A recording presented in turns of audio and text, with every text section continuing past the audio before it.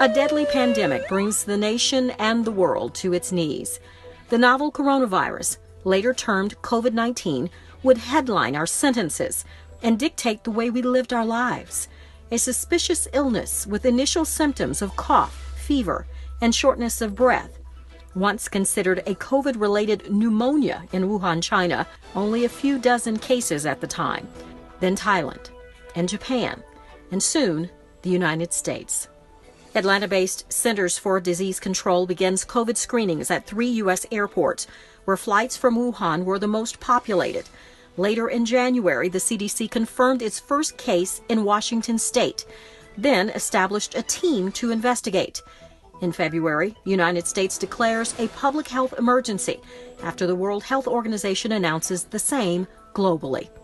In March, the Georgia Department of Public Health reports that a Bartow County resident is Georgia's first COVID-19 related death. Mid-March saw a major shift as the governor closes K-12 and post-secondary schools and issues his first shelter-in-place order. Mayor Keisha Lance Bottoms issues a telework protocol for city employees and would soon close City Hall to essential and non-essential employees, turning a bustling City Hall into this, a quiet, nearly empty building. The race for a national vaccine and COVID-19 testing was now well underway. There was still so much unknown. We had a lot to figure out. Atlanta Mayor Keisha Lance Bottoms establishes a pandemic coordination team to outline the city's strategic plan. 5, 6, 7, 8. We will begin. I call the meeting to order. Atlanta City Council meetings left the chamber to find a new temporary virtual home. Town halls would be remote.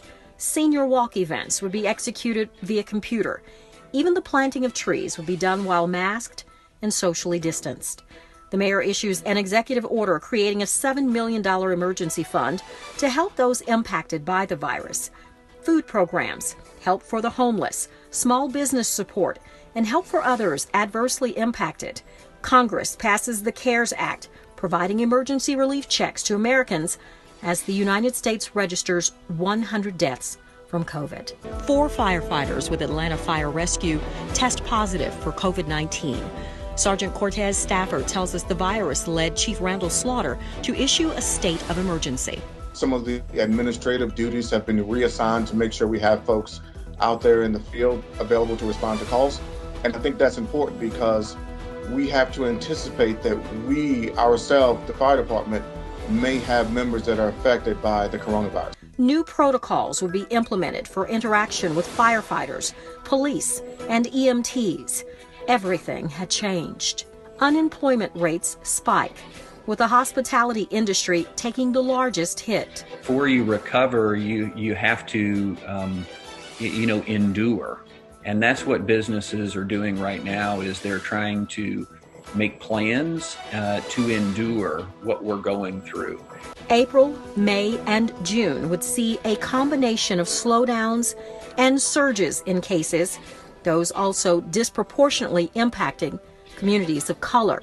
Despite the restrictions, the nation gathered in protest upon the death of 46-year-old George Floyd, an African-American man who was killed as a Minneapolis police officer placed his knee on his neck for 8 minutes and 46 seconds. Protests are believed to be connected to an increase in COVID cases. As hospitals became overwhelmed, there were shortages of ventilators, face shields, masks, and other important personal protective equipment. People from across the country would begin making masks for themselves and others. Councilmember Jennifer Ide and family would even join in to help, and Emory would engage in a major clinical trial involving a COVID-19 vaccine from Moderna and a drug called remdesivir. Hello, I'm Atlanta City Councilmember Howard Shook. Did you know the United States has been counting its population since 1790? The 2020 census enacts COVID-19 protocols and extends its deadline. New protocols are established for pregnant women. Dr. Anthony Fauci warns that new COVID cases could hit 100,000 per day. July saw scientists confirming that airborne particles played a role in the virus's transmission, prompting the World Health Organization to acknowledge it publicly. Florida becomes the epicenter of the virus. Civil rights icons John Lewis and C.T. Vivian pass away. And our own Atlanta Mayor Keisha Lance Bottoms, her husband, and 2 family members test positive for COVID-19. Atlanta City Council members would continue in their mission to help those in need by providing community food drives and drive-up grocery events. In August, the FDA issues emergency use authorization for convalescent plasma, and COVID becomes the 3rd leading cause of death. We have surge planning. We have COVID planning. Been looked at great. We worked at partnering with our departments of public health, the National Guard, state and local officials, all to be prepared for the demand that may be seen in the community. September, October, and November saw fears of the upcoming flu season and a possible twindemic, where the flu and COVID would collide. The CDC finds a connection between COVID cases and those who dined out at restaurants. President Trump, along with First Lady Melania and their son, test positive for COVID-19. And Georgia citizens cast ballots in the presidential election during a pandemic. Joe Biden is elected president, Kamala Harris vice president. Council members Andrea Boone, actor T.I., and the mayor help families during a drive-through turkey giveaway. Christmas takes on a whole new meaning and hope as the first batches of Pfizer's COVID-19 vaccine roll out in Georgia, focused on frontline healthcare workers and residents of long-term care facilities. Medical experts asked that holiday travel be limited, but many COVID-fatigued took to the highways and skies anyway. December would become the deadliest month of the pandemic in the U.S., with more than 65,000 dead. COVID-19 now the leading cause of death in the United States. With more vaccines on the way, medical experts hope all Americans who want the shot will have access to it by June of 2021.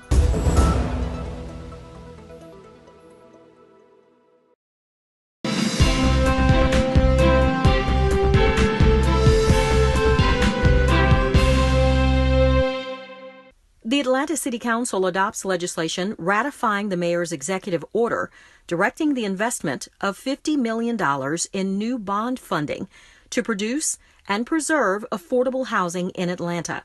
The order directs both the Chief Operating Officer and Chief Financial Officer to take actions necessary to request the issuance of the Series 2021 drawdown bonds in an aggregate principal amount not to exceed $50 million, and the authorization and pre-validation of additional bonds in the aggregate principal amount not to exceed $100 million. The Council says yes to a resolution requesting all relevant city departments modify painted and printed icon signage denoting accessibility for persons with disabilities to show a more action-oriented representation of the disability community on public property.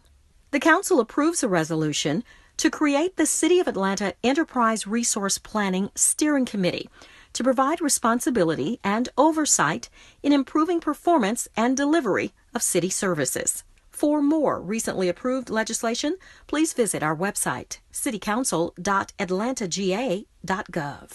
This has been your Atlanta City Council Legislative Minute.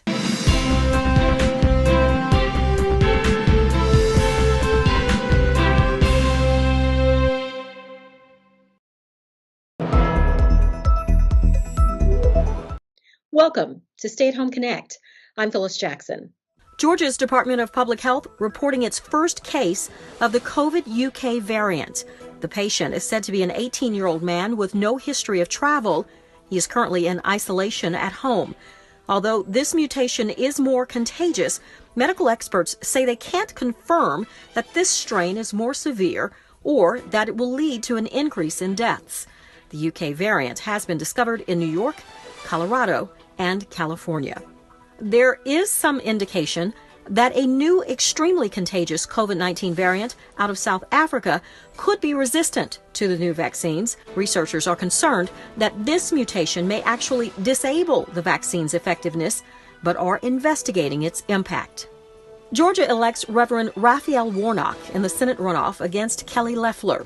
The senior pastor of Ebenezer Baptist Church, Warnock, makes history as the first black senator to be elected from the state of Georgia. He is also the 11th black senator ever elected to the U.S. Senate.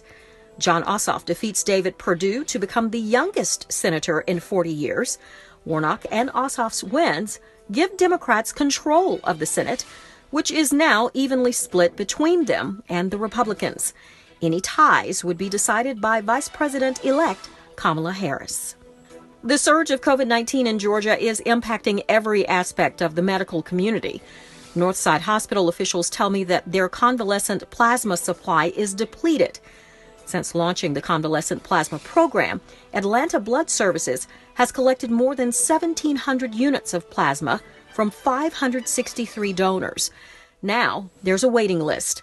I caught up with Carrie Cox, Executive Director of Atlanta Blood Services. So many people are meeting the needs in whatever way they can. So for people who may be considering donating plasma, this very awesome plasma, tell us what the requirements are, and if they're a little on the fence, what do they need to know about the process?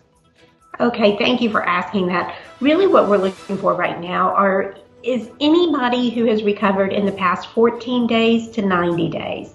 That's when your antibody levels are the highest, and that's when we want to collect your plasma, when we want to collect that liquid portion of your blood that has the antibodies that will help somebody else out. We want you to be at least 18 years of age.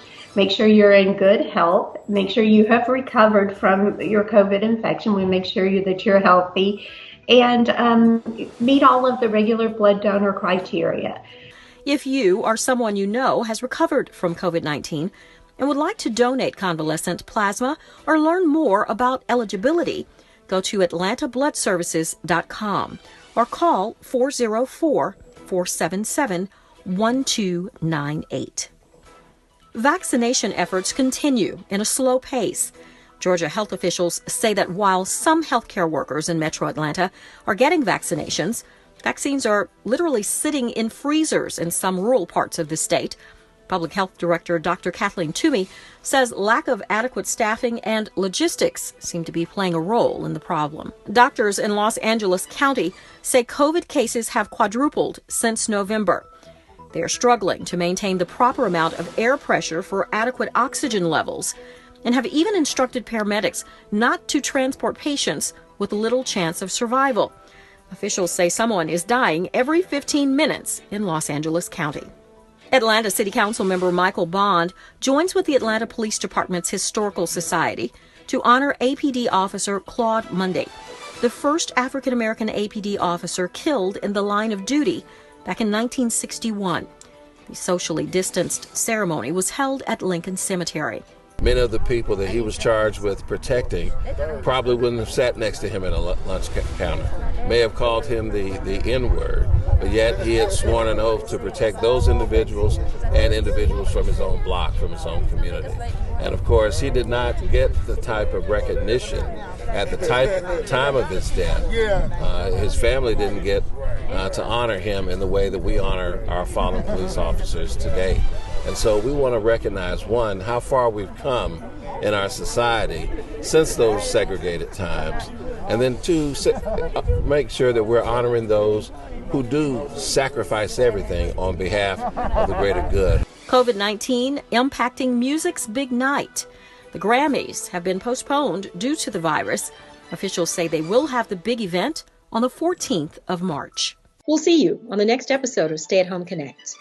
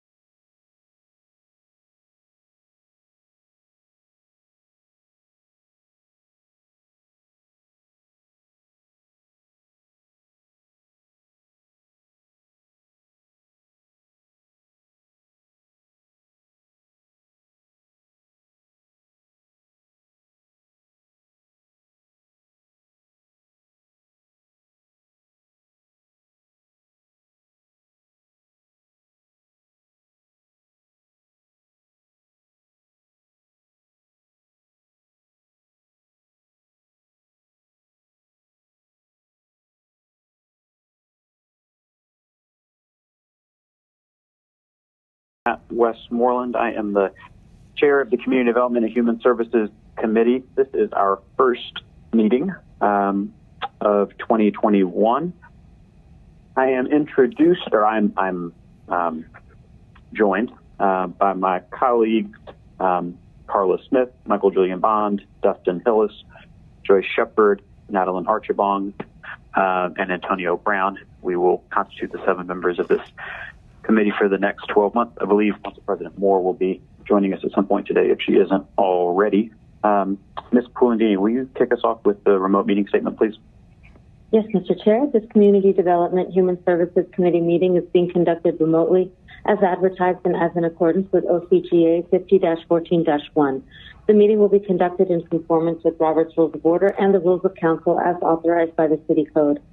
The public may access the meeting by dialing 877-579-6743, conference ID 831-599-1256, which was noted on the January 8, 2021 public meeting notice. The public may also view the meeting on Channel 26, the Council's homepage at citycouncil.atlantagA.gov, the Council's YouTube channel, or the Council's Facebook and Twitter pages via at ATL Council. All presentations are available on the Atlanta City Council Community Development Human Services Committee presentation page. The agenda was published and made available on January 8, 2020 via atlantacitga.iqm2.com. In addition, the public was able to submit comments via voicemail at 404-330-6089 between the hours of 4 and 7 p.m. the day before this meeting. All persons present on the remote council meeting conference bridge are requested to mute your phones and speakers. Additionally, speakers must be acknowledged by the presiding officer prior to speaking. Each council member is requested to open your Outlook email and minimize the screen. Amendments, substitutes, and informational documents have been distributed to committee members beforehand. Thank you all in advance for your cooperation. Thank you very much. Colleagues, next item on our agenda is the adoption of the agenda. I will make a motion to adopt. Is there a second? Second, Brown. Motion by Westmoreland, second by Brown. Please open that vote.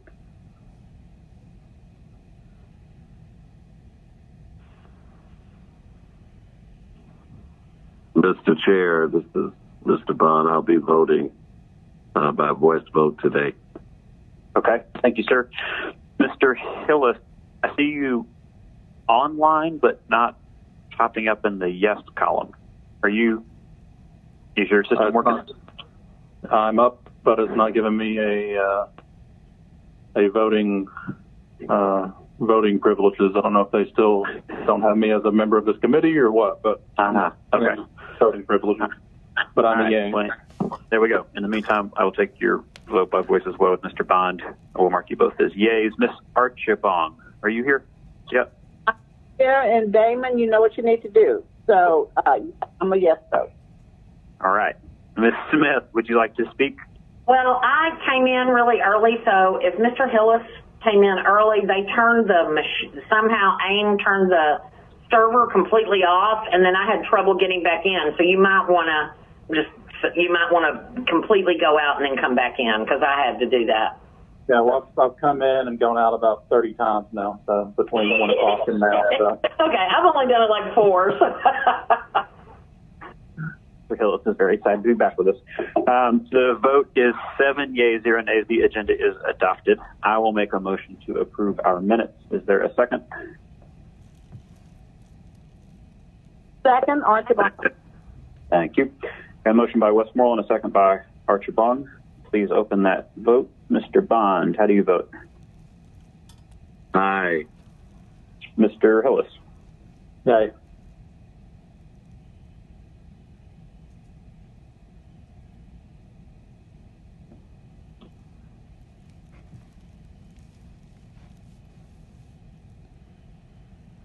All right, 7 yeas, 0 nays. The minutes of our last meeting are approved. Section F of the agenda is the election of the 2021 Community Development and Human Services Committee Vice Chair. I spoke with our 2020 Vice Chair, Mr. Brown, who has expressed an interest in continuing in that role. If there are no other thoughts or discussions or nominations, I will make a motion to that effect, which I believe is a voice vote. Is that right, Ms. Pulandini?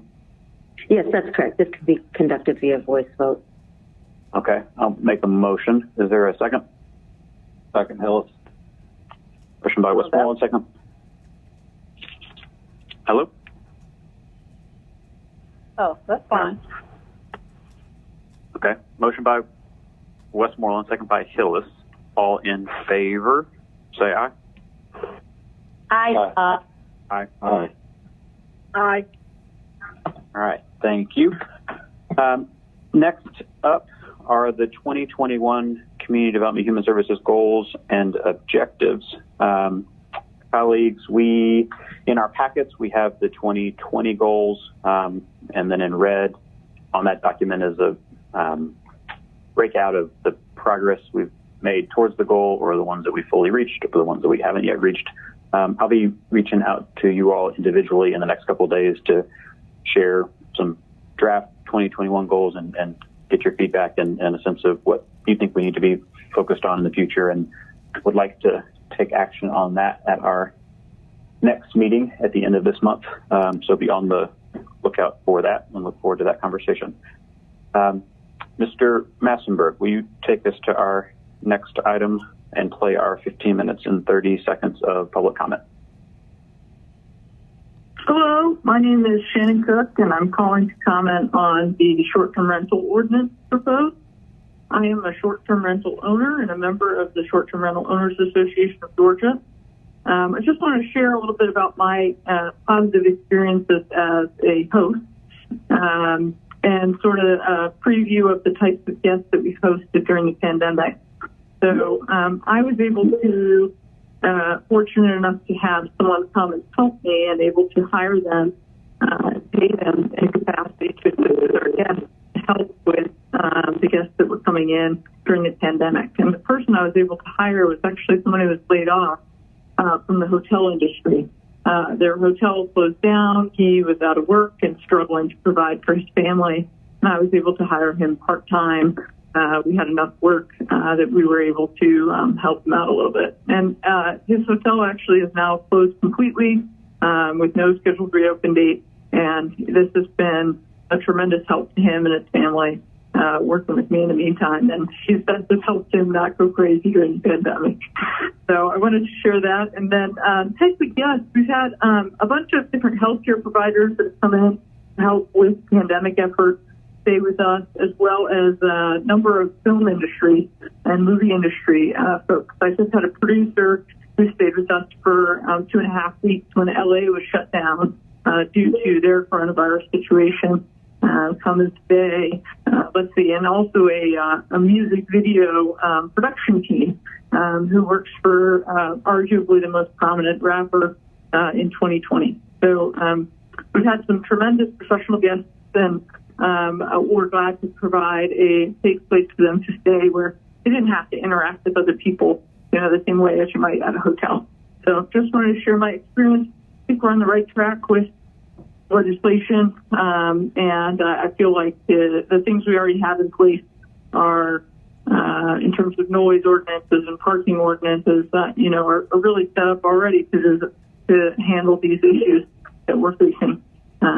So I would encourage us to revisit those and find out, why those aren't necessarily being applied appropriately in situations where they're needed. So thank you. Greetings to you, council members and staff, and special greetings to you citizens and voters of Atlanta, watching and or listening to your government in action and taking note about how comments from the public are being treated by our elected officials. Ben Halbert, senior advocate, public policy analyst. On the average, about 1% of eligible citizens, senior citizens, and stakeholders attend NPUR meetings. The NPUR 9, after having taken a month-long summer vacation in 2020 and month-long winter vacation in 2020, continues to be on course in 2021 when it comes to the needs of the residents and stakeholders along the Campbellton corridor, Cascade corridors. With Antonita Robinson as the 2021 Vice Chair and Ricardo Jacobs and Clovis Clare pulling strings in the background, key issues are still being swept under the rug. So where were you at NPUR 9 while residents of Atlanta Housing Authority properties are seeking a way to become involved in the selection of the persons who will next serve as resident commissioners on the Atlanta Housing Authority Board of Directors on behalf of thousands of other residents in need of serious and outspoken representation. So where were you, NPUR 9? While NPUR residents were wondering when and how the coronavirus vaccine will trickle down to their communities. Where are you now, NPUR 9? While NPUR residents are trying to understand the many issues related to public safety, including cameras against crime, the proposed Department of Public Safety and Wellness, the proposed transfer of the city jail to Fulton County. Come out wherever you are, NPUR 9. Stand up, speak out, and help address some of the concerns of the residents and stakeholders of Neighborhood Planning Unit R. You, Anthony Robinson, you, Carlos Clare, you, Ricardo Jacobs, you, Alfred White, you, Annette L. Scott, you, Allison Hathaway, you, Sherry Williams, and you other NPUR 9 cohorts, supporters, and enablers. Greetings to you, council members and staff, and special greetings to you, citizens. Hi, my name is Monique Nunnally. I live in Joyland community near Hatwin Estates, and I am in complete opposition to Z 2069 that began short-term rental in the city of Atlanta. As a short-term rental provider in the city and has been in the past, I believe that it would be a complete disservice to our community and to the richness of our culture that is Atlanta to ban outright short-term rentals. I believe that they offer a huge service to a large international community that we covet and cherish as one of the premier destinations globally. I believe that this has provided tremendous opportunity for me and my family to expand our economic mobility in order to provide a higher quality of life for our child and our family. I think that this would be a very blunt tool that needs more of a artesian structured tool to fix the issues that we're facing in our community, whether it's affordable housing, limited inventory, crime, or nuisance complaints. This is a blunt tool that will not fix those issues. They already exist in our communities, especially in the lower income Black communities that I live in. And so we need more strategic tools that will get to the meat and the root of the issue and not just place a blunt ban where we need more strategy and we need legislation that really gets to the heart of the issues we're facing instead of putting those issues on the back of Airbnbs or short-term rentals when those issues predicated this entire system before any of that happened. So I completely oppose the 2069, and I hope that this committee and the overall city council will agree that our community is richer, our community is better, our families are better when we have access to our diverse range of tools for economic mobility in the city of Atlanta. Thank you. Good afternoon. My name is Kathy McClure, and I'm calling to comment on the ordinance 20-0-1656. I have operated my husband and I have operated two STRs in a duplex in Piedmont Heights for the last 5 years. We have successfully operated our rentals in harmony with our neighborhood because we follow the golden rule. We do not allow our guests to have parties or gatherings or to be involved in any kind of behavior that would disturb our neighbors. Our guests in COVID times are exclusively families visiting their relatives in Morningside and other areas. And our guests and their local Atlanta relatives are thrilled that their relatives have the ability to stay in one of Atlanta's most beautiful neighborhoods in such a safe way. With regard to the ordinance, that's proposed, and also the Shook ordinance that's already been considered.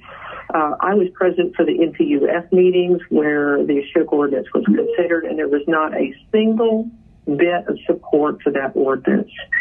It was viewed as heavy-handed and out of touch with what it was trying to accomplish.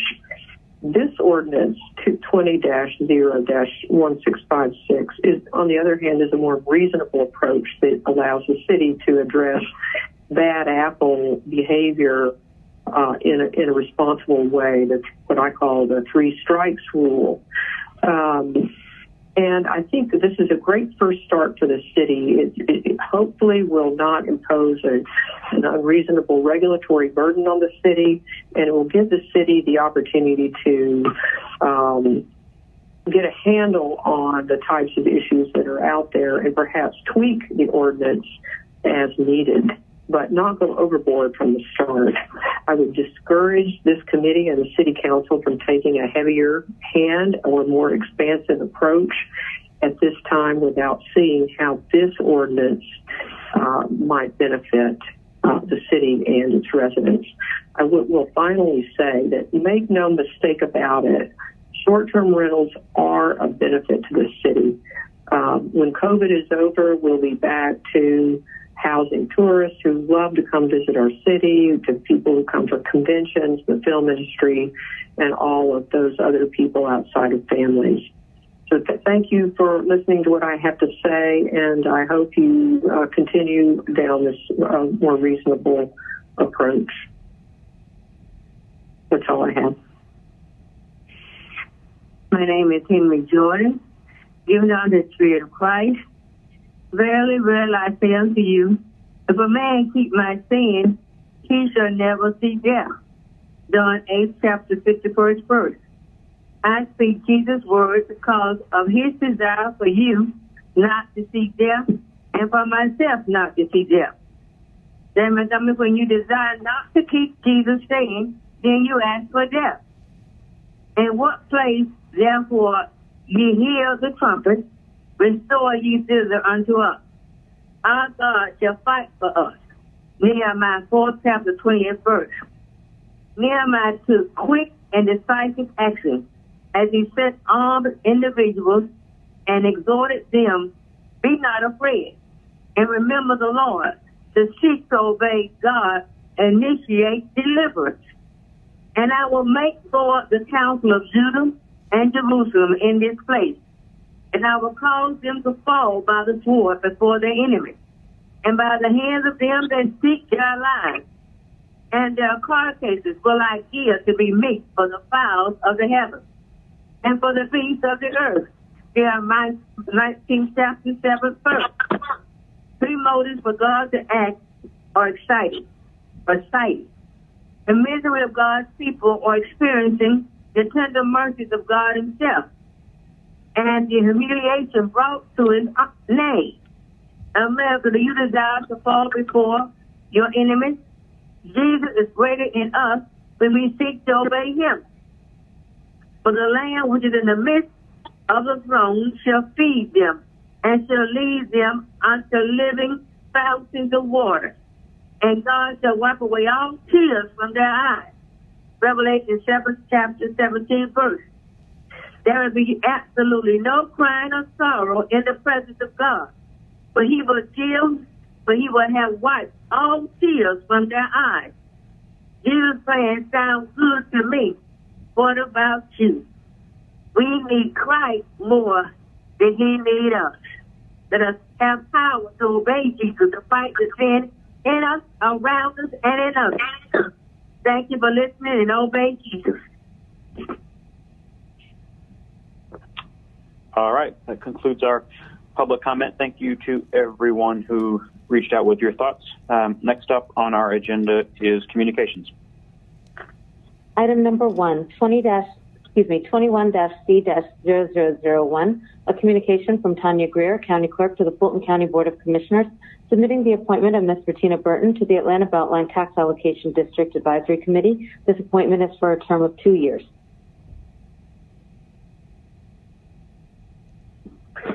Thank you very much. Ms. Burton, are you here? I am. Awesome. You would just take a moment to introduce yourself to the committee and talk a little bit about why you'd like to serve. Good afternoon, committee. My name is Regina Burton, and I live at 1600 Westwood Avenue in Atlanta, Georgia. I work at Spelman College. I am the director of the dual degree engineering program there. I've been there for 15 years. I used to live in South Fulton. I'm a recent recent resident of the Westview area, and I used to live in South Fulton, where I was very engaged and committed resident, specifically in the field of education around the school system. And since moving here, I'd like to continue that same level of engagement, but in the area of economic development and specifically around the Beltline.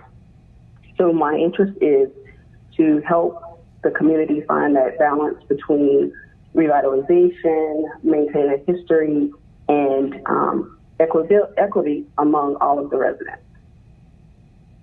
Move approval, Smith. There we go. We got a motion by Smith, is second by Bond.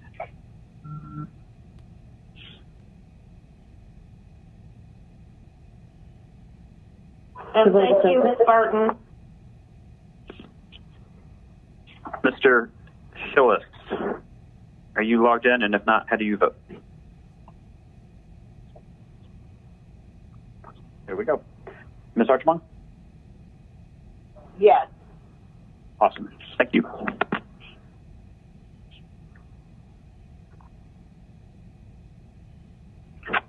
Seven yeas, 0 nays. That item is favorable. Thank you very much, Ms. Burton. Thank you. Next up. Item number 2, 21-C-0002, communication from Mayor Keisha Lance Bottoms, appointing Ms. Terry Lee to serve as a member of the Housing Commission. This appointment is for a term of 3 years. We're all very familiar with this nominee. I'm tempted to just make a motion, but I'll do it. Move to approve. There you go. Is there a second? I'll put from the nominee. All right. Got a motion by Smith, a second by Archibong. As we vote, Ms. Lee, is there anything you'd like to say? No. We love you, Terry. Good afternoon, and I love you all as well. I just want to thank the committee for the opportunity to continue to serve the city of Atlanta as we move forward with very important and, quite honestly, critical needs to address our affordable housing challenge. So thank you for your trust and the opportunity to serve. Thank you very much. Mr. Bond, how would you like to vote? Aye. Thank you. 7 yeas, 0 nays. I assume. There we go. That item is favorable. Thank you, Ms. Lee. Thank you, sir. Next up. Item number 3, 21-C-0009, a communication from Councilmembers Nadalin M. Archibong, District 5, Jennifer N. I, District 6, Howard Shook, District 7, J.P. Massacite, District 8, and Matt Westmoreland, Post 2 at Large, reappointing Mr. Andrew Schnegenberger to serve as a member of the Housing Commission. This appointment is for a term of 2 years to begin retroactively on March 5th, 2020 and expire March 4th, 2022. Mr. Schnegenberger, are you there as well? I am. Good afternoon. All right. Same thing goes. I think all of us are familiar with your service. But I'll make a motion to approve. We know him. We love him. Nadalin knows him even better than I do. I was going to say, Ms. Archibong, would you like I to want to second? wait till no, I'm not going to second. If I don't make the motion, I'm not voting. All right, I'll second. Okay. Oh, well, we're fighting over someone we're fighting over. Andy, why don't you tell us a little bit about what you've been doing? Well, thank you, Councilmember. I'm honored to be reappointed to the commission. I've been serving as chair for the last 2 years, and I believe despite the significant disruptions of last year in our ability to function, we've got our legs under us now. And as Ms. Lee just mentioned, we've got a lot of very important work to do. Again, thank you for the opportunity to serve. I'm honored and also very much looking forward to working with Terry Lee as she joins us on the commission.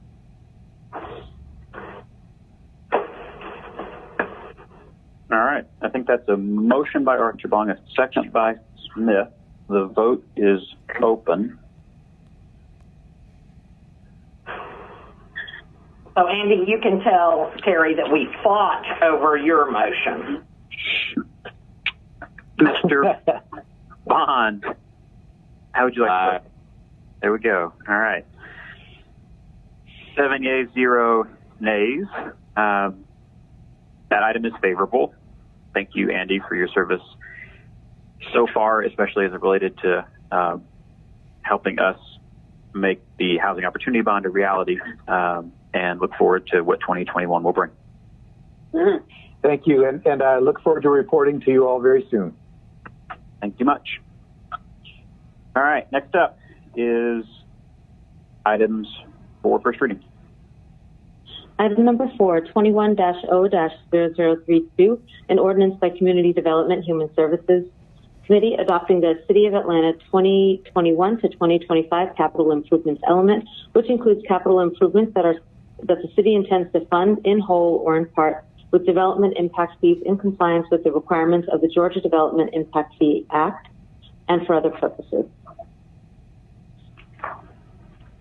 That is a quick consent agenda. Next up is items for second reading.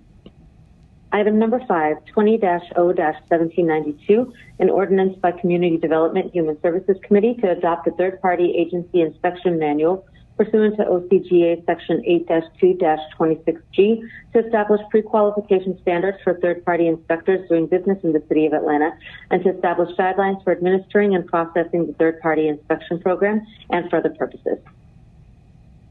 Commissioner King, are you on the line?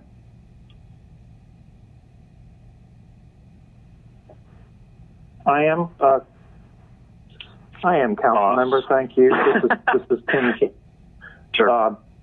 Just very quickly, of course, at the onset of the pandemic in March of last year, we had to change the way we do inspections. One part of that was to start a third-party inspection review program out of our inspections group. And over the year, as we worked with it, we decided we very much needed to come up with some guidelines for that program so that we can ensure that there's a consistency to that reporting and that there's a consistent quality of the inspections reports we get. So that's what this is doing. This has to be adopted by the city so that we can use it from here forward as we continue to use third-party inspections, but in a way that we think is more responsible.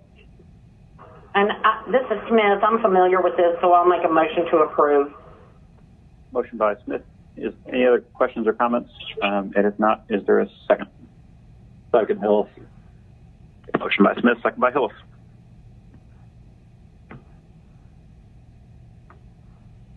Excuse me, Mr. Chair.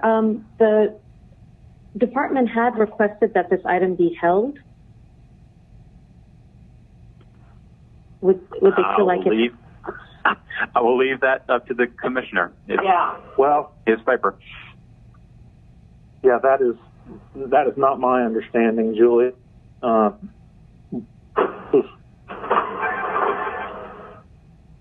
my apologies then. Yeah, if something comes up, we can address it between now and Monday. Something, let us know by Monday. And we whatever. Mr. Bond, how would you like to vote? Aye. And Ms. Shepard?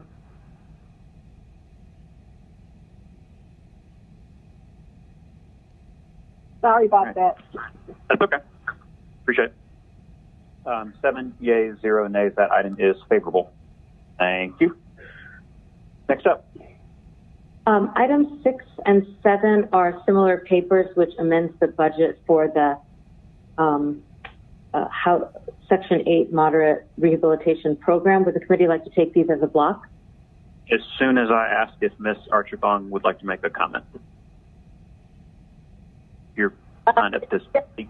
No, I'm aware, and thank you very much for acknowledging that. I just wanted to acknowledge, since we're in this virtual space, we can't see it, but I understand class of Morehouse students are on the line listening to my arguing with a colleague around who gets to nominate someone.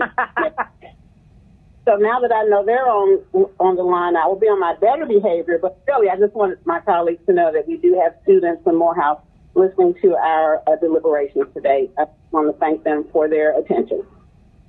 That's awesome. Thank you for bringing that to our attention. And welcome. Chair, Yes, sir. I would just like to welcome fellow men of Morehouse onto our call. We're pleased to have you. Absolutely. Welcome, welcome. Ms. Pulandini, go ahead and we can do 6 and 7 together. Okay, item number 6, 20-0-1793, an ordinance by Community Development Human Services Committee amending the FY 2021 budget by adding to anticipations and appropriations the amount of $298,808.00, increasing the budget amount authorized by the U.S. Department of Housing and Urban Development for the City of Atlanta Section 8 Moderate Rehabilitation Program for the Venera Village Apartments and for other purposes. And item number 7, 20-0-1794, an ordinance by Community Development Human Services Committee amending the FY 2021 budget by adding to anticipations and appropriations the amount of $168,121.00, increasing the budget amount authorized by the U.S. Department of Housing and Urban Development for the City of Atlanta Section 8 Moderate Rehabilitation Program for the Washington Street Apartments, LLC, and for other purposes. I'll make a motion to approve Venera Villages in District 1. Got a motion by Smith. Is there a second? Second. Motion by Smith, second by Bond. If there are no other questions or comments, please open that vote.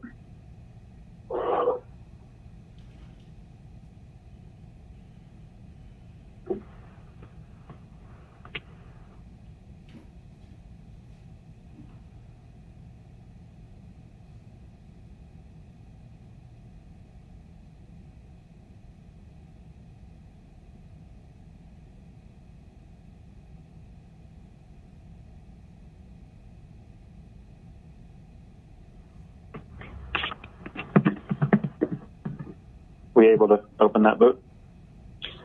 I'm sorry, one moment, please. We're having some technical issues. Okay.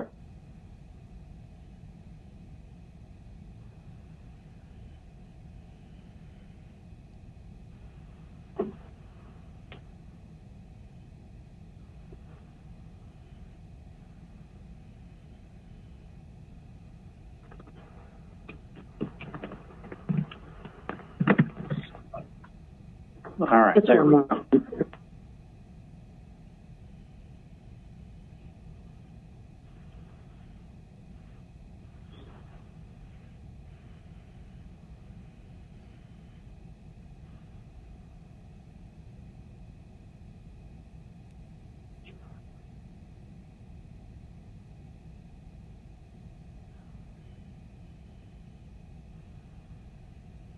All right, that should be working for everybody now. Yeah.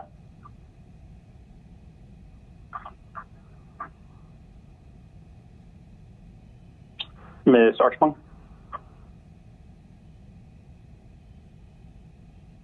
There we go. And Ms. Shepard. All right. 7 yeas, 0 nays. Those two items are favorable. Next item.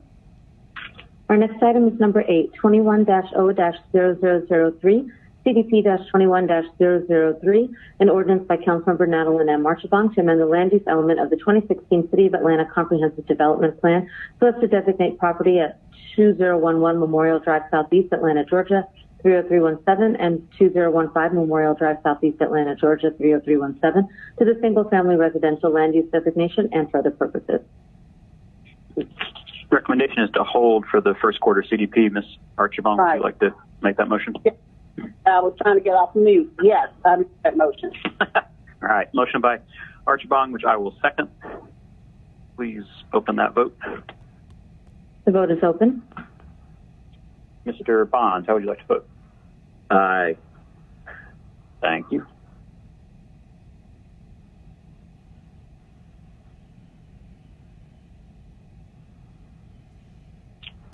All right. 7 yeas, 0 nays. That item is held. Next item. Our next item is number 9, 21-0-0019, An ordinance by Councilmember Dustin Hillis to waive provisions of Part 3, Code of Ordinances, Land Development Code, Part 16, Zoning, Chapter 29, Definitions, Section 16-29.001, 73, Supportive Housing of the City of Atlanta Code of Ordinances for the purpose of waiving the distance requirements for development located at 2174 and 2176 Donald Lee Hollowell Parkway, Atlanta, Georgia, 30318, known as Entrada West Side, and for other purposes. Mr. Hillis. Yes, just want to let everyone know this is a development that's going to include 163 units of affordable housing, which will also include within that 25 units of permanent supportive housing for formerly homeless individuals. So looking forward to this development coming to the Hollowell corridor, and I'll make a motion to approve. Got a motion by Hillis. Is there a second? Second, Brown. Motion by Westmoreland, second by Hillis. Nope. Motion by Hillis, second by Brown. The vote is open. Mr. Bond, how would you like to vote? Aye.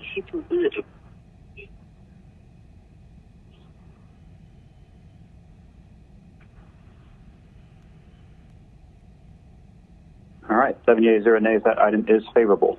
On to resolutions.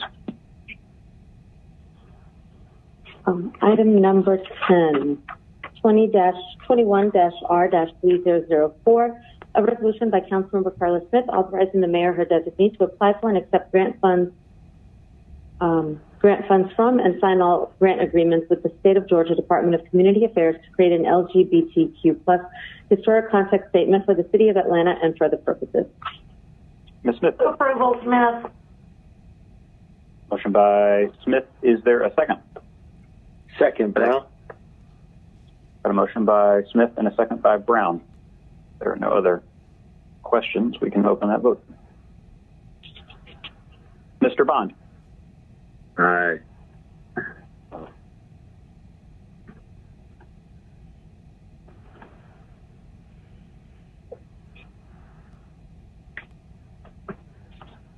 All right, 7 yeas, 0 nays. That item is favorable. Next item.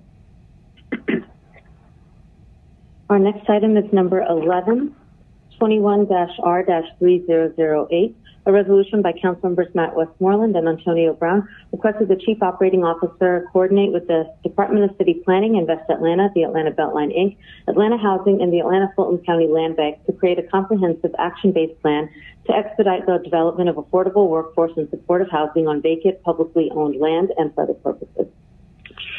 All right, colleagues, I'll provide a brief comment, and then if Mr. Brown has anything he'd like to add. One of our 2020 goals for this committee was to provide oversight to these city and quasi-city agencies as it related to expediting the development of affordable housing. This is a more formal step, asking the COO, who we have spoken with before introducing this piece of legislation, to help convene these bodies and to come back and present to this committee by our April 27th, 2021 meeting what our plan is for the hundreds and hundreds of acres of vacant publicly owned land that we have as it relates to increasing the supply of workforce, affordable, and supportive housing in the city. So I'll make a motion to approve. Mr. Brown, do you have any comments you'd like to make? And then Ms. Shepard. Why don't we do Ms. Shepard first and then Mr. Brown?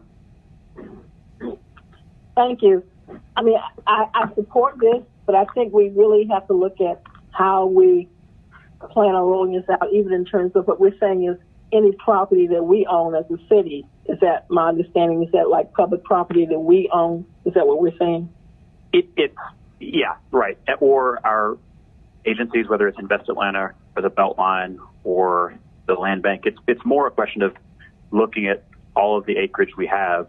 Not all of it will go to housing, but coming and having a holistic conversation of the vacant land we own, what does make sense to examine is some place to build housing, what needs to be preserved for economic development or green space if it's not for that purpose.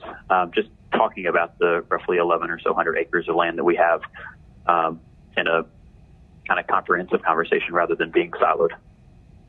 Okay, I mean that's fine. I have no problem with that. I just want to make sure that if we make any decisions around any of the public properties or things that are even out there in communities or where they are, that there's actual input from community. The reason I'm saying this is that I had I was reading this, I was thinking about a property I had in my district on Metropolitan Parkway, and up under years ago, was a vacant land that was owned by the city. It is now the Promise Center. But the first original position was to make it into a homeless supportive facility, and I thought it was a great idea. The community they just about annihilated me over it and said no. And then we own the property, so we thought we could just do it. But after much do the rest by myself and Mayor Reed, we had to back off of that. And now it's a win-win for the community because we now have a Promise Center that was owned by the city. I just want to make sure that as we're having these discussions in terms of doing an assessment where the buildings are, is that we don't do this in isolation, of making sure that there's community input. That's all. No, that's a great point. And to your point, the purpose for an Promise Center of that facility, I think will be great it's a good example of not every piece of land should be used for housing. We should just have a conversation about all the land that we do have. And it don't have to be housing. This could be a bunch of things. Is this just housing, or is this anything we would use it for? I mean, it is. No, you're right. It is. It's having a conversation about vacant land, but not all of it will be used for housing. It's mostly just what can we be using our land for, so that it's not literally sitting vacant. Okay, thank you. Sure. Ms. Smith. I'm just going to say this. There'll be several people that remember we created a Stadium Neighborhood Trust Fund in 2017, I think it was, and may have been before that. But anyway, any land that is sold in that area, the money is supposed to go back into the trust fund. So we have a perfect opportunity here that it basically would be free if the Stadium Neighborhood Trust Fund Oversight Committee were to agree to maybe put some money into the land. They would get it for free, if that makes any sense, because they're the ones that are supposed to get the money in case it's sold. So, I mean, there's a whole bunch of different ways that we can work on that. So I just want to throw this out there when you're doing the study, that we've got a great opportunity in District 1 and part of District 12 to, not all of District 1, but in pieces of 1 and 12 to, work cooperatively and maybe come up with some true affordable housing.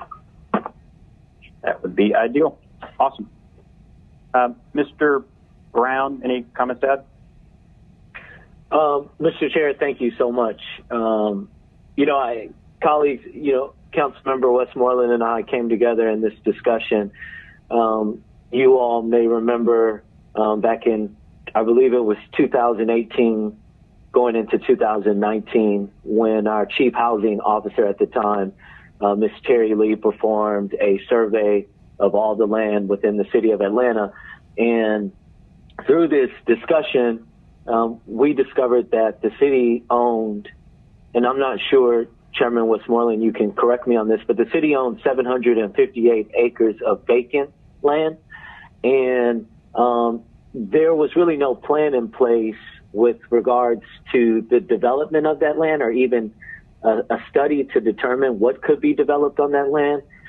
So we thought this would be incredibly important to begin moving forward, especially as we come out of this pandemic and there is a housing scarcity that we are facing. We want to ensure we are being proactive about really figuring out how do we address affordable housing and supportive housing, and also workforce housing within the city of Atlanta. So I concur with both Councilmember Shepard, Smith, and appreciate your insight to help make this process a lot more impactful. And Mr. Chair, thank you for your work on this. No problem. All right. I had made a motion to approve. Is there a second? Second, Brown. Yes, sir. Mr. Yeah, I'd like to speak really quickly. Yeah, back in 2018, we authored legislation, cataloged those properties, and at the same time, we prioritized those city-owned parcels that are feasible for affordable housing already.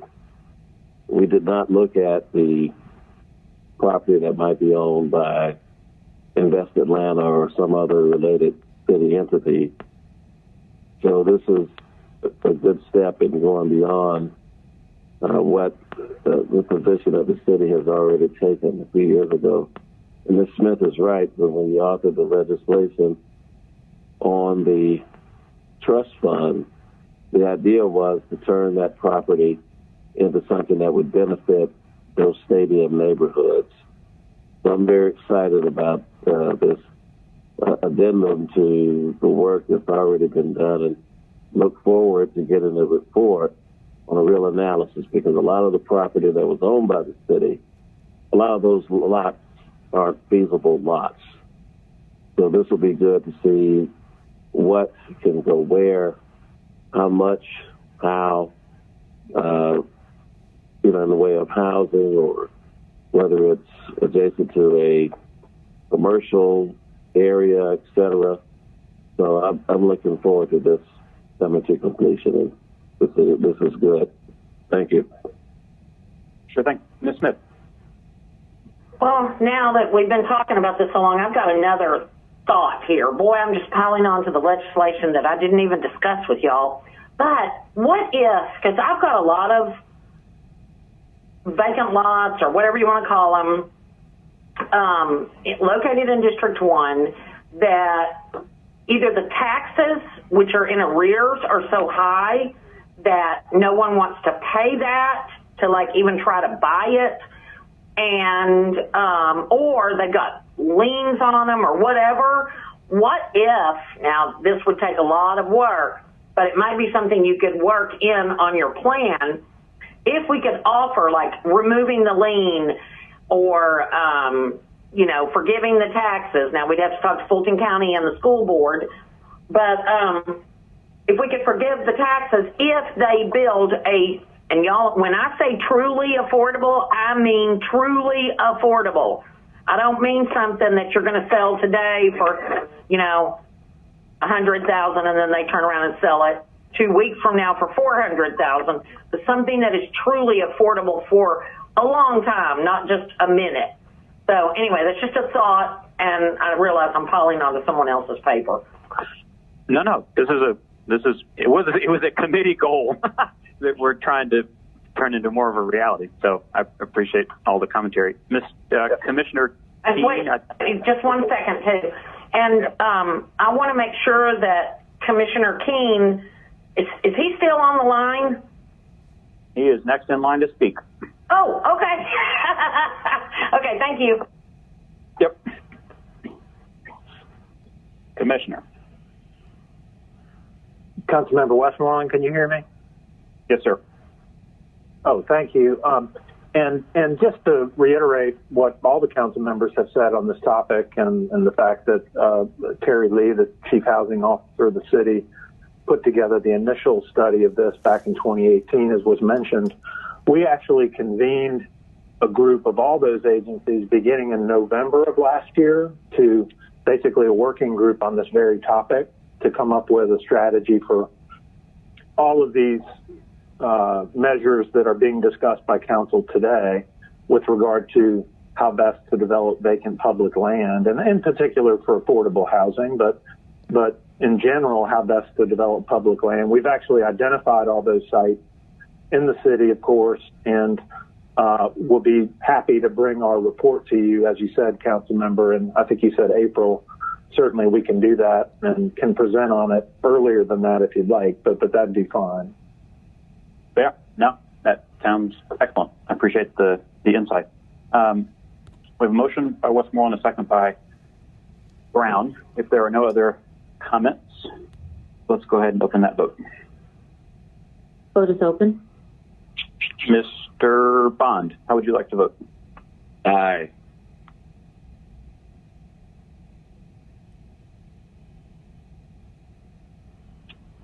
And there we go. All right, 7 yeas, 0 nays. That item is favorable, and the vote is closed. Next item. Thank you, everyone. Item number 12, 21-R-3009, a resolution by Councilmembers J.P. Matsakite, Antonio Brown, and Jennifer N. Ives, requesting that the Department of Parks and Recreation collaborate with the Department of Procurement to develop and engage in a procurement process by which more than one proponent could be selected to provide tenant services to the city and for other purposes. All right, Mr. Brown, why don't we start with you since you're a co-sponsor, and then if anyone from the administration has a comment they'd like to share. Sure. Well, for starters, I will motion for an approval. But, I think this legislation is extremely important to the city of Atlanta. As many of us can recall, over last year, there were huge debates and a huge divide within the city between Agape and UTA.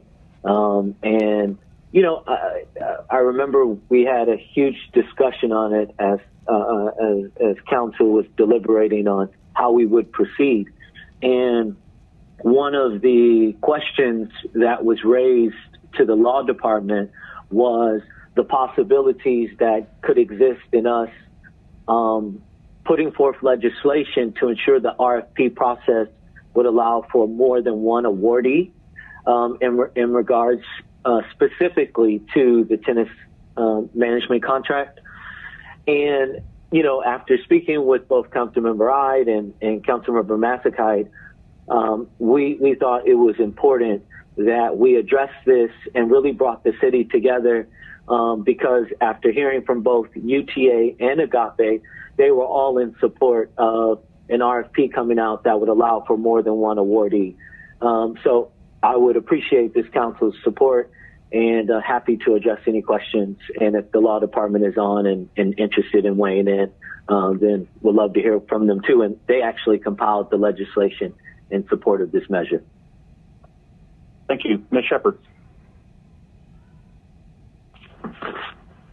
Well, this is good what y'all are talking about, but let me just say that, and this is addressed to the Parks Department, and we've watched this whole thing play out almost for a year now between the bidding out of just tennis centers, and it's interesting as if it exposed me to a lot of things as I looked at it in terms of tennis in the city of Atlanta and where tennis is in the city of Atlanta.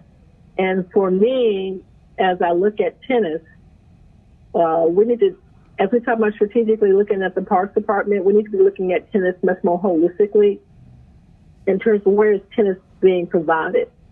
I know that in my communities, I have tennis courts that are underserved. I can take you to places where I have tennis courts in certain parts of the south side of Atlanta where nobody's playing tennis, a few. And what I'm finding is where tennis is being served is, I don't know how to say this in any other way than, a cultural thing in terms of tennis. And as I looked at the people who were actually interested in keeping one tennis facility over another, it became eye-opening for me just looking at who was making these arguments and this whole position about how this was being done. And so for me, in terms of tennis, as we look at tennis, for me, I think the challenge also as a city is that I don't think, and again, this is a part of the Parks Department looking at programs for the city, is that we don't do a good job of equity of putting tennis out for something that should be played all over the city and creating programs around it. So the people who had tennis before, who supposedly were successful, they basically were catering to a certain part of the city, and there was no tennis programs in other parts of the city. Now, I'm not going to say that that's their fault. That may be something that, to me as an eye-opener, was something that I saw in terms of we as a city not being comprehensive in terms of providing enrichment across the city to folks. Also, on the south side of Atlanta, the tennis, in terms of income levels and economics, and the tenants that was being provided was being provided in one part of the city and not in the other part of the city. And the part that's being provided is much more in financial position to afford tenants than some folks on the south side of Atlanta. So what I'm saying to this point is as we look at tenants, we need to be looking at tenants that if we're going to be re-engaging in terms of this, that we need to completely make sure that we have a tenants program, be it whether it's a tenants facility or just tenants that we have in certain parts of our tenants, but we have tennis courts that are necessarily not being provided in terms of tenants being exposed to folks all over our city and programs around that. So, I'm not sure if we're going to do this in terms of, and we're talking about equity.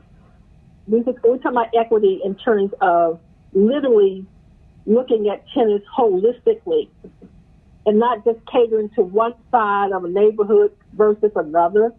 And then one side of a neighborhood had so long that when you even change that, it's something else. If we don't do this, that's my whole challenge I've had with this whole phenomenon of this thing that has happened in the past year in terms of that. It was just eye-opening to me. And so, now we're saying, well, let's look at bringing 2 or 3 different tenants to pick people in. That may be fine, but if we do this, we better make sure that we're doing it in a way that there's equity in terms of exposing all of our folks across the city of Atlanta to tenants and making sure there are services and resources for all our folks. And I don't care if we have a tennis, if we may not have a tennis center like on Northside Drive, but if we got a tennis court somewhere, we need to train our kids in all parts of the community how to play tennis and being involved with that. And I just think it's an equity in terms of what I've looked at in the last year or so. So whatever happens in terms of this proposal, I'm saying we need to make sure we have equity. Thank you. Sure. Thank you. And I'm going to call on Ms. Butler-Burks in a second. Mr.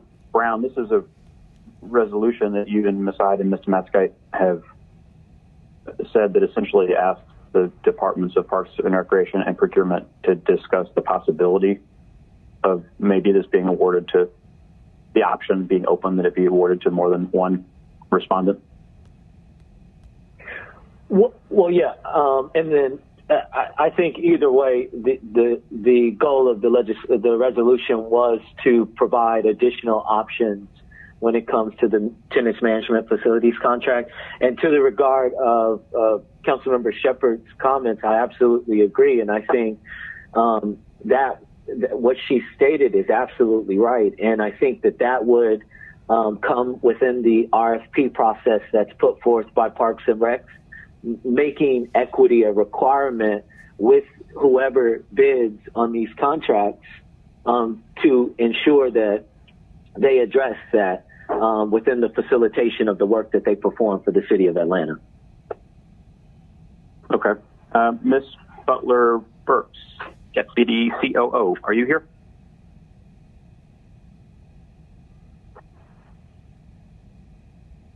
Or if she is, can she be unmuted? There we go. Good afternoon. Good afternoon, Mr. Chair, members of the committee. LaShondra Burks, Deputy Chief Operating Officer for the City of Atlanta. Again, thank you for the opportunity to speak to this particular resolution. We are going to take a look at what is entailed in the resolution, but I can tell you that as we move forward in determining what we will put out, we will make sure that it is something that looks at equity and make sure that we're looking at Atlanta as one Atlanta. And so just thank you for this opportunity, but we will be taking a look at it and we'll keep everyone updated on what is actually posted with procurement. Okay. Thank you for that. If there are no other questions or comments, I will second Mr. Brown's motion so we can take a vote. The vote is open. Mr. Bond, how would you like to vote? Aye. Thank you.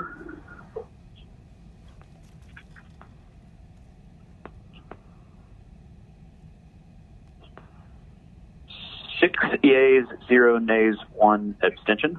That item is favorable. Next item. Our next item is number 13, 21-R-3027, A resolution by Community Development and Human Services Committee authorizing the mayor on behalf of the City of Atlanta to enter into contract ISBS 1200619 after school meal program with blank for an amount not to exceed blank for the purpose of providing hot meals in connection with the City of Atlanta's after school meal program on behalf of the Department of Parks and Recreation to be charged to and paid from accounts listed herein and for other purposes. Do we need to bring forward a substitute or amend? The department has requested that this item be moved forward on condition, and I believe Ms. LaShondra Burke would be able to speak to this. Okay, Ms. Butler-Burke, you still there?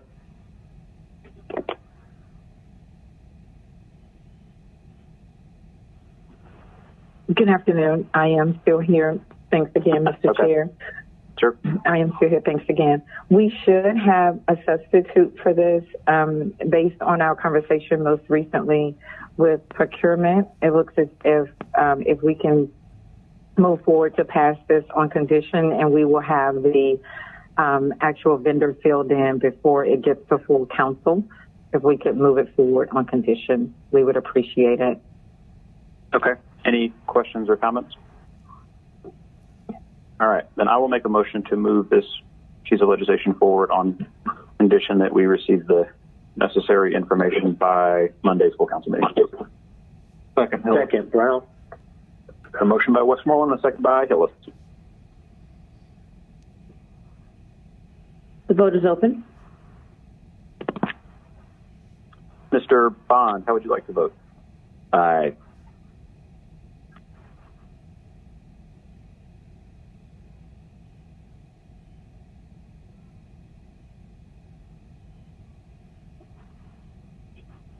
Vote is closed. 7 yeas, 0 nays. That item is favorable on conditions. Next item. Item number 14, 21-R-3028, a resolution by Community Development Human Services Committee to amend the City of Atlanta Urban Redevelopment Plan for Atlanta Urban Redevelopment Number 1 as amended to incorporate the Downtown Atlanta Master Plan, the Atlanta Transportation Plan, the Council District 12 Neighborhood Blueprint Plan for Adair Park, Capitol View Manor, and Sylvan Hills, the Council District 12 Neighborhood Blueprint Plan for Hammond Park and Ferguson, the District 3 West Side Revised Plan, the NPUG Plan, the NPUH Master Plan, the Preservation of Pittsburgh Plan, the South Atlanta Plan, the Washington Park Neighborhood Visioning Plan, the West Side Land Use Framework Plan, the Westview Plan, the Beltline Sub-Area Master Plan update for sub-areas 1, 2, 3, 4, 5, 6, 7, 8, 9, and 10, the Connect Atlanta Plan, the East Lake MARTA TOD Plan, the Lakewood LCI, the Oakland City Fort McPherson LCI 10-year update, the Project Green Space Plan, the Reimagined Greenbrier Plan, the Turner Field Stadium Neighborhoods LCI, and the West End LCI, and for the purposes. All right. Approval. Well, hold on. We're going to hold. Wait. We need to hold this, right, Ms. Blandini, for the public hearing? That's correct. Ms. Smith, would you like to make a motion to hold? Yes, I'm sorry. I'll withdraw that. I will say, though, I'm excited about this project. So to hold. All right. Excited motion to hold. Ms. Shepard, would you like to second? Yes. Okay. Got a motion by Smith and a second by Shepard. Please the vote is open. That vote.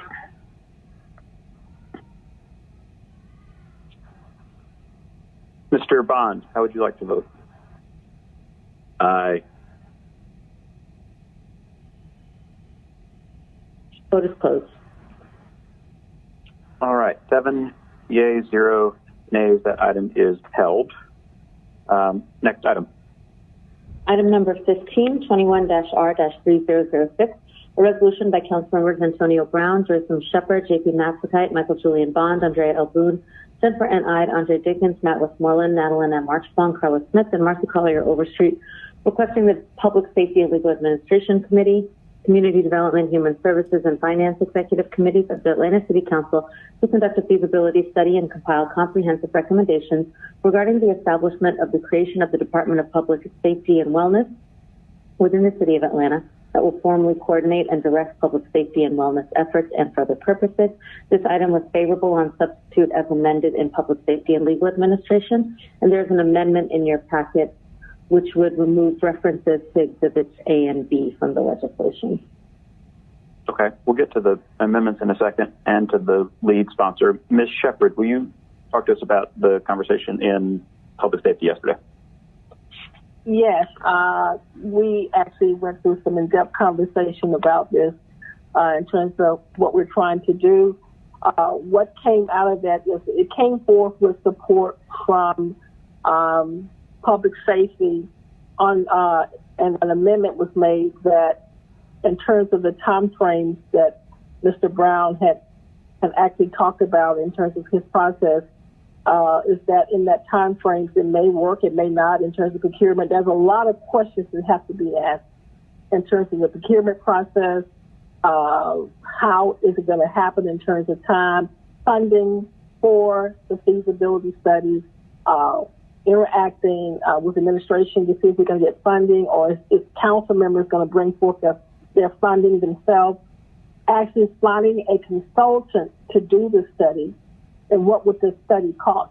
So there's a lot of questions in terms of, as we talk about this study, and I'm supporting this whole theory of this paper, but we've got to figure it out.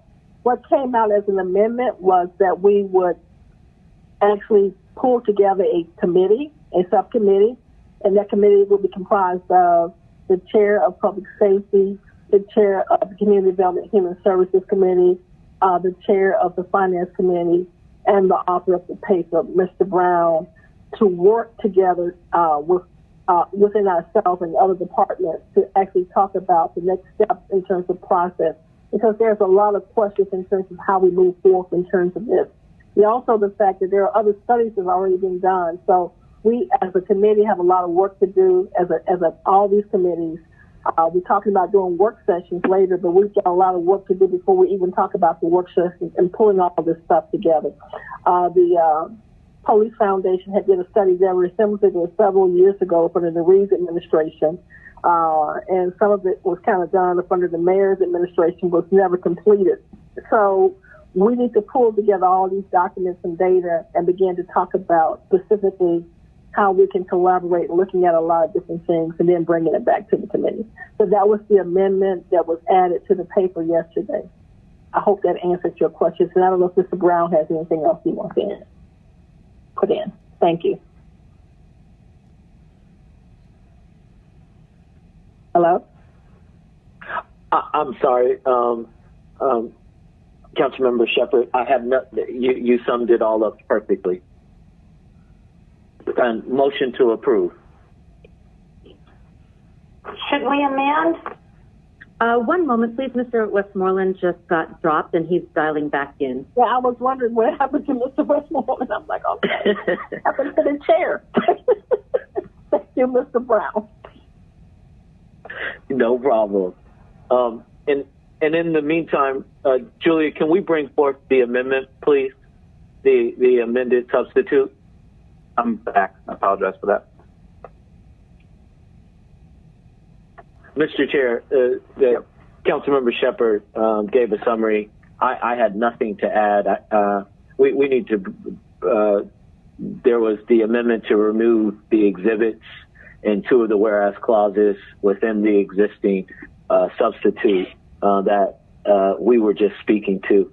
So, all right. I made a motion and. Perfect. I will second that.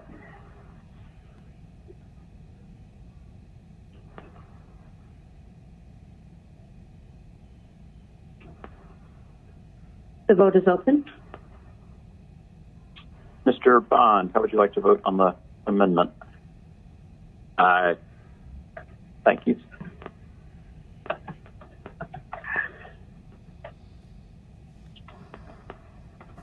Ms. Archibald?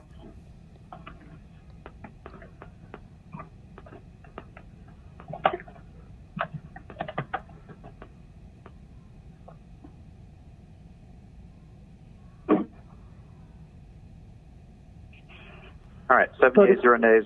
The item is amended. Is there a motion? Mr. Motion to approve as amended. Got a motion by Brown. Is there a second? Second.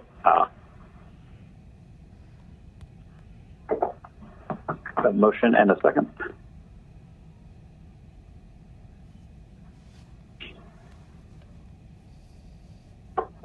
The vote is open. Mr. Bond, how would you like to vote? Aye.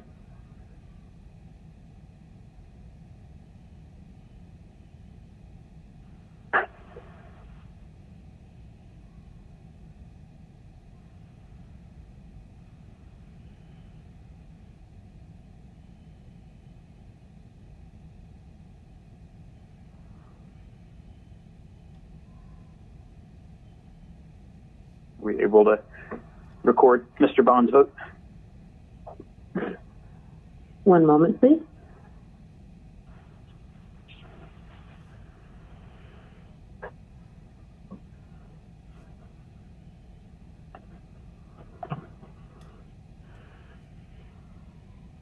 And the vote is closed. All right, 7 yeas, 0 nays. That item is favorable as amended, and now I believe it heads to the Finance Executive Committee. Thank you. Ms. Polendini, can we take items 31 and 32? Need to come off held and then come back to number 21. Mr. Dickens is going to join us, but hasn't quite called in yet. All right. If you don't mind, could we take item number 25 as well? Yeah, there we go. 25, 30, and 31. Okay. Item number 25, 20-0-1707. CDP-20-036, an ordinance by Community Development Human Services Committee to amend the land use element of the 2016 Atlanta Comprehensive Development Plan, thus to redesignate property located at 420 McDonough Boulevard Southeast from the low-density commercial land use designation to the high-density residential land use designation, 450 Galt Street Southeast from the medium-density residential land use designation and high-density commercial land use designation to the high-density residential land use designation, and 499, 501, and 505 Federal Terrace Southeast, 1440, 1446, 1440, 1450, and 1456 Galt Street Southeast from the single-family residential land use designation to the medium-density residential land use designation and for other purposes, C-20-0771 NPUY Council District 1. Ms. Smith. You know, I'm not sure about this. I'm sorry, I was remiss in following up. Let's just continue to hold. Okay. In that case, I don't believe we need any action, and we can go on to number 30. That's correct. Julia, do you know something? The department had requested that it be filed because the applicant withdrew their application. Perfect. Motion to file. There we go. And a motion by Smith, which I will second. That's funny. Can you open that vote? The vote is open. Mr. Bond, how would you like to vote on the motion to file? Aye.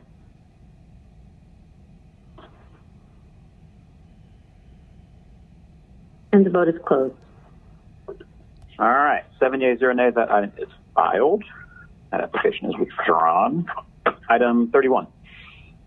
Items number 31 and 32, 20-R-4753, a resolution by Community Development Human Services Committee authorizing the mayor or her designee on behalf of the City of Atlanta to enter into a housing assistant payment contract with 8 Venera LLC through December 31st, 2021 for an amount not to exceed $270,036.00 for the purpose of paying rental subsidies on 28 units for low-income families at the Venera Village Apartments pursuant to the Section 8 Moderate Rehabilitation Program sponsored by the U.S. Department of Housing and Urban Development to be charged to and paid from accounts listed below and for other purposes.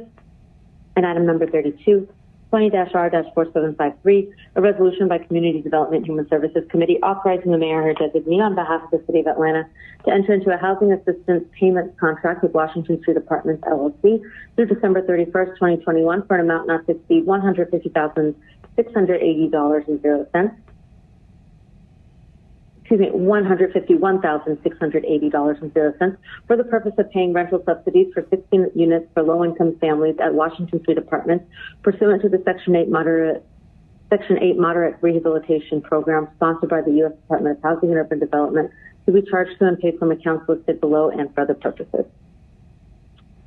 All right. If there are no questions or comments, I will make a motion to approve. Second, Brown. Thank you.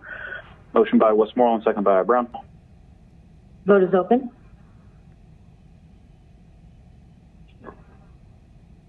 Mr. Bond, how would you like to vote? Aye. Awesome. Vote is closed.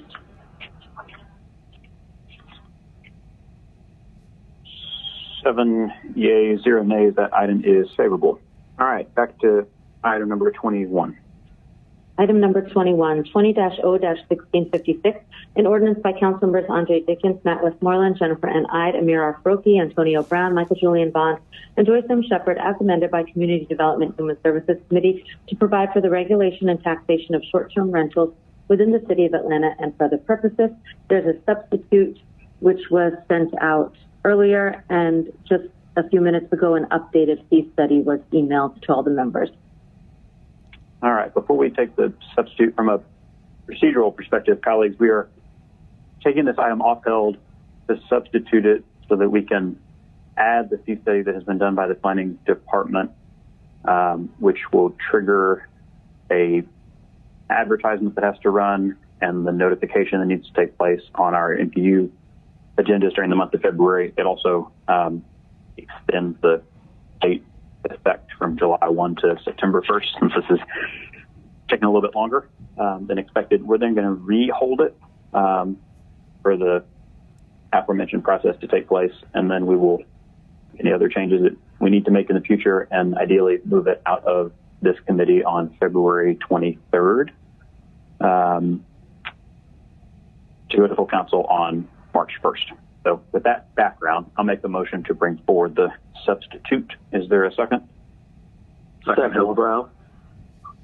All right, we got a motion by Westmoreland, second by Hillis.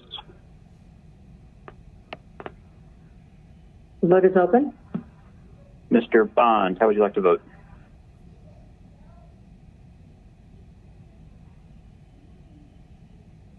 Aye. Thank you. All right. 7 yeas, 0 nays. The substitute is before us. Mr. Dickens, I believe you are on the line. Do you have any comments before we re-hold?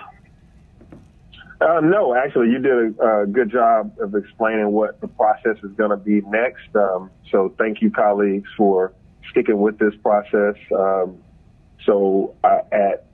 You guys hopefully will approve a hold today, and then this will go on through a cycle of notifying the community of what the fees will be associated with registering your short-term rental property. And that'll go through the community until throughout February, and then March and then at the end of February it'll go through your committee again and for a vote and go to full council.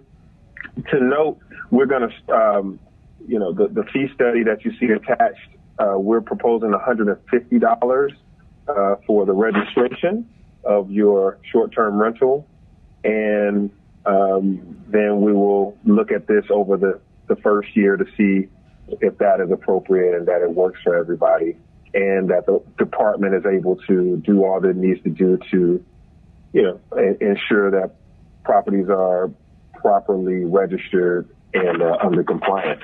So I thank you. Thank you all, and thanks for letting me join your committee today, Mr. Chairman. Hang on, sorry. Yeah, no, you're good.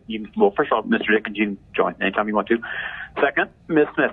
Don't leave, Councilmember Dickens. I want you to make it abundantly clear that this paper is not killing short-term rentals. So can you do that? Because, I know you're the original author of this paper, and that you are regulating, or whatever word you want to use, but you're, fixing it where they have to be in compliance, and it will help control some of the party houses, but you are not killing short-term rentals in the city of Atlanta. You are absolutely correct, Councilwoman Smith. I did hear some of the public comment, and I don't know where that came from, because we have never, ever talked about killing short-term rentals. Wait a minute. They called it. There's another paper out there that kills short-term rentals. Oh, that's true. There is another paper out there that does that. But no, this paper. Abundantly clear. Yes. Short-term rentals. This does not kill short-term rentals. This allows for short-term rentals to all be under compliance so that we can have, order amongst them so that they can register, and it will be safer for the people that are visiting our city or using a short-term rental. And therefore you would want to be under this registration, just like all the other cities from Charleston to Nashville to Savannah to New Orleans. Everybody else has a way of registering these properties so we will know who's the lawful owner, so that if an incident occurs, we can call them and correct the situation so that, community members will know. But also it just provides that layer of comfort for everybody. So no, this is not killing. This is actually enabling and supporting and just getting it under regulation. Thank you. No, thank you. I'm glad you requested that I say that. Yeah. So two things. One, yes, Mr. Dickens just did a good job of explaining that this is a framework to regulate tax and limit the number of short-term rentals, but certainly not to ban them. I am noticing a mistake that I made in the substitute that is before us, and I want to go ahead and correct it now so it doesn't go any further. At the bottom of page 2, in the second to last paragraph, through conversations that we all have had, there was a conversation about people being able to use their primary residence and then 2 additional properties. And there's a sentence here that I'd like to strike that should have been stricken from the substitute that says, if a person wishes to obtain certificates for more than 3 properties, they must also obtain a business license from the Revenue Division of the Department of Finance. We are not going to engage with that at all. We're going to limit by doing someone's primary residence plus 2, and then not allowing someone to go beyond that so that they don't turn into commercial enterprises. And I know we've talked about that in the past, and it should not be in the substitute before us, so I want to go ahead and get rid of that. So I'll make a motion to amend to strike that sentence. Second, Brown. All right, so motion by Westmoreland, second by Hillis. If we can open that vote. The vote is open. Mr. Bond, how would you like to vote?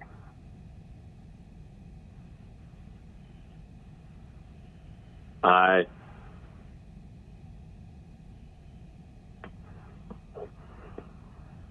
All right. The vote is 7 yeas, 0 nays. Appreciate your indulgence on that amendment. I'll now make a motion to hold.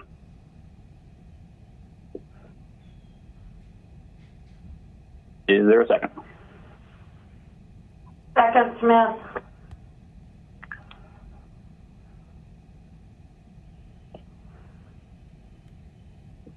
Vote is open.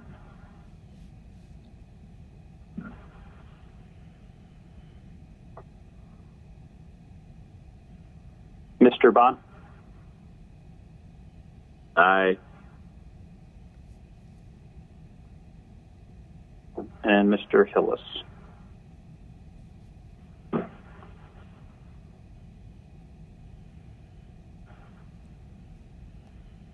Vote is closed. Ms. Archibald? Yes, for those who are tracking this legislation online, will the amendment be reflected in what's posted online? Yeah, I will make sure that we do that. So I don't know if there was a timeline that Julia would say we get it done overnight, or it's still being held. I just wanted to make sure it didn't get... Yeah, no, I agree. It needs to reflect the latest version of it. Ms. Polendini, any idea how quickly we can make sure this is substitute on the website? Yes, it should be up by 5 p.m. this evening. With all of you, Ms. Archibald? That's correct. With the fee study and the substitute and details of what the amendment is removing. Awesome. Thank you very much. Awesome. Mr. Westmoreland, this is Councilmember Dickens. I don't have a speaker button. So I think Ms. Fulandini is going to show this and capture this, but it also moves the date to September 1st. You verbally mentioned that. I wanted to make sure that the public hears that again, that the previous date is now then moved to September 1st, which gives current property owners, more time to get into compliance and to register. And it gives us more time to set up the apparatus to receive your registration. So it may pass on March 1st, but it'll be in effect September 1st. Is that correct? Just making that sure is correct. Yeah, no, that's right, and a good thing to reiterate for everyone involved. All right. That is the last item on our agenda. Ms. Smith. You know what I'm going to do? I was coming to you. Move to adjourn. Wait. I have a question. What you got, Mr. Bond? Second. Well, it's non-debatable. We're going to let that slide. What you got, Mr. Bond? I have a question of, I guess, the Grants Management Department. I've received a couple of complaints that some of the HOPWA money is behind in being reimbursed to several agencies. I don't know if there's someone on the call that can speak to that, or if not, can we have that raised at our next meeting? If Commissioner Lonan is on the phone, she can certainly speak to it now. If she's not, I will ask for an update this week in writing. And she and I have actually been talking about getting her into the regular cycle of quarterly reports now that she's a new department that reports to this committee. So I'll ask for something in writing now, and then she will come to see us soon for a more comprehensive update on her department. If she's not on the line right now, I don't know if she is. Can someone tell if she is? Because what was reported to me is that there's several agencies that are behind by several $100,000. And so, if we're making these preparations and expecting the new administration in Washington to be able to help people from being evicted, we don't, in turn, want to have people lose their housing through, some slow or sluggish administrative processing. No, understood. I appreciate you raising that concern. I will call her as soon as this meeting adjourns and work with our Deputy Chief Operating Officer, Butler Burks, and make sure that we're addressing that immediately. And then I'll make sure that the committee gets an update as soon as possible. Okay, thank you. No, thank you. All right. Ms. Okay, Smith. real this time. It is. What you got? Let's thank the Morehouse students for coming today. This was a great first meeting of the year, and make a motion to adjourn. Got a motion? Gerald Moore.